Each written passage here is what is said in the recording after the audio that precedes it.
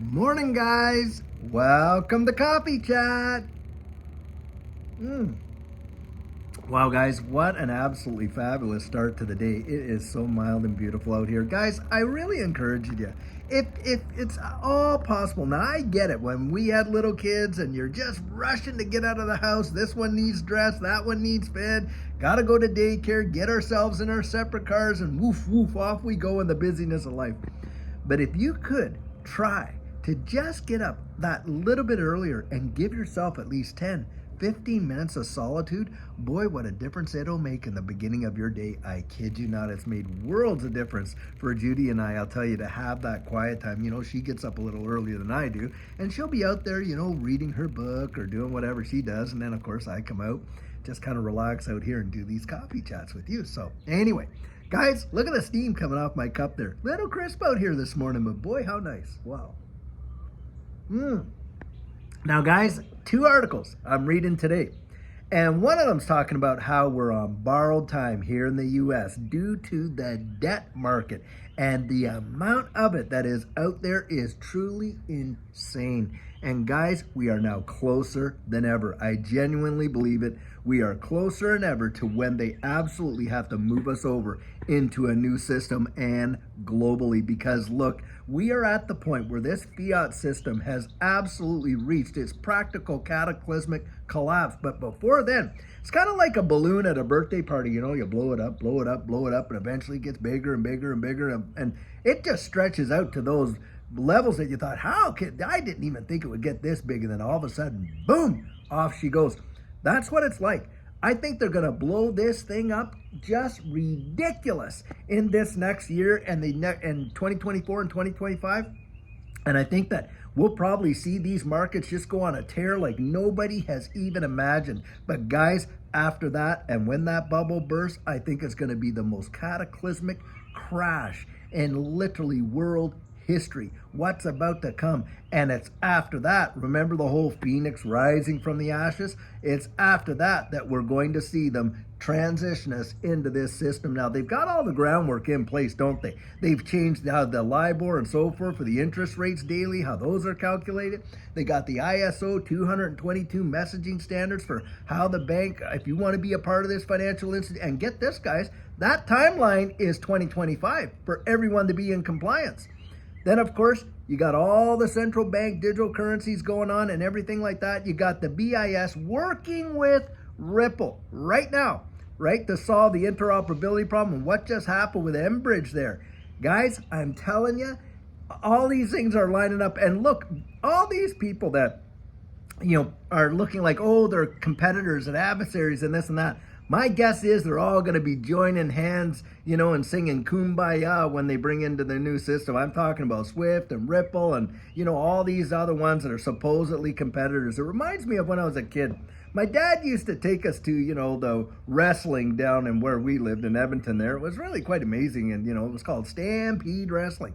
And anyway, you'd see all these guys, putting on the show, beating each other up, flipping them and all, doing all the stuff they did. And back then as a kid, you could almost get right to ringside and see the sweat coming off their brows.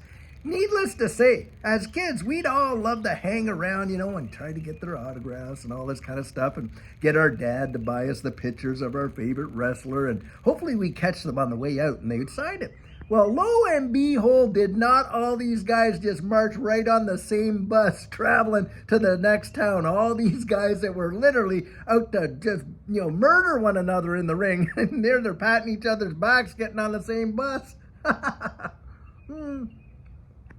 And I guess it's a rude awakening for a kid to realize it's all a show. And that's what we're getting right now. It is all a show, guys. Don't kid yourself. I think a lot of these, organizations are absolutely in league with one another for what's coming because they realize how absolutely devastating it's going to be. And if they don't collaborate, it's going to be mutually assured destruction for each one of them. And so, of course, I believe they're all in on it one way or another. But the thing is this, guys, we are closer than ever to it coming to pass. And that's why I believe this space represents probably the greatest wealth transfer that's ever going to happen in the history of mankind. And people will write books about it. I kid you not. Hey, remember The Big Short? Writing books, doing movies? Yeah, you're going to see that again. And it's going to be about this period of time and how digital economy, literally, we transitioned into it in the wide world. And they'll be teaching our kids it in their history classes, should Jesus tarry. I absolutely believe that. And what we're watching, most people are totally oblivious to it. They're just totally oblivious. They're not even aware of what's truly going on. And it's truly amazing to watch that, because you would think one of the greatest transitions in world history is happening right now, and most people are totally blind to what's coming. And yet the big players, they know absolutely for sure, right? They're talking about it up on the hill, all these interrelationships. You got Larry Fink, CEO of BlackRock, out there talking about it. The Depository Trust and Clearing Corp, trillions of dollars of transactional volume each and every day. They're on blockchain, and on and on and on she goes. The DMCC out in Dubai is literally tokenizing gold. Now look, guys, that's my Dubai cup. Made me think of that when I picked it up, because we picked this Tim Hortons cup up in Dubai, not Canada. Amazing that. Anyway, you can see the proverbial handwriting right on the wall, but most people, they don't even know. And guys, that's why I'm just keeping my ear to the ground and really, really researching this space. And that's why I'm out there and encouraging you to do the same. Now, some other thing that came out, and I think this is also going to play a big part. They're talking about China eventually literally, choking off the supply chain as a mechanism to put some pressure on the West and all this. And of course, you got all these, BRICS countries saying they're going to de-dollarize and on and on and on. And guys, this is just another symptom of the same disease. We're literally watching it in real time. Be as wise as a serpent, harmless as a dove. That's what we're supposed to be. And as believers, we're supposed to be aware and know what's going on and see what others don't see. And why? Because, hey guys, someone has to be out there ringing the alarms, right? And that's the job that we're trying to do. Just keep you aware, keep you aware, keep you aware. Now, you can either accept it or, hey, reject it.